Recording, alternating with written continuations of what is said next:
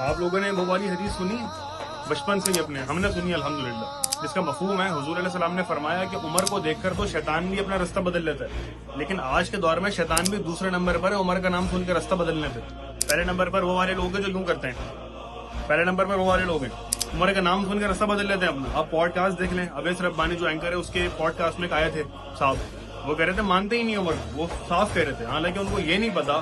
نادان کو۔ الحمد للہ شیعہ ہوں، الحمد للہ پاکستان میں رہتا ہوں، ڈنگے کی چوٹ پسینہ بڑا کر کے، اس میں مجھے کوئی عار نہیں کہنے میں کہ بات جو ہوگی نا تقریب کی وہ مشترکات پہ ہوگی۔ حضور اچھی طریقے سے جانتے ہیں کہ ہم شیعہ حضرات حضرت عمر کو نہیں مانتے، تو اگر آپ کہیں گے کہ میں حضرت عمر کے فضائل آ کے بیان کروں تو میں تو کبھی کام کر ہی نہیں سکتا۔ اوکے، چاند کی طرف منہ کر کے تھوکنے سے اپنا ہی منہ خراب ہوتا ہے، چاند کو کچھ فرق نہیں پڑتا اس سے۔ اور فاروق اعظم عمر فاروق رضی اللہ تعالیٰ عنہ وہ تو عشرہ مبشرہ میں سے ہیں، مطلب کہ ان کو دنیا میں بتا دیا جا چکا تھا کہ آپ جنتی ہیں بھائی،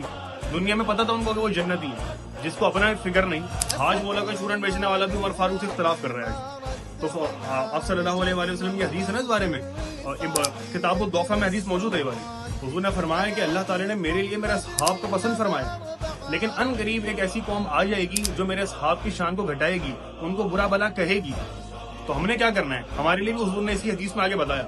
بس تم ان کے ساتھ نہ کھانا نہ پینا اور ان کے ساتھ شادی بیاہ بھی نہیں کرنا۔ تو ہمیں تو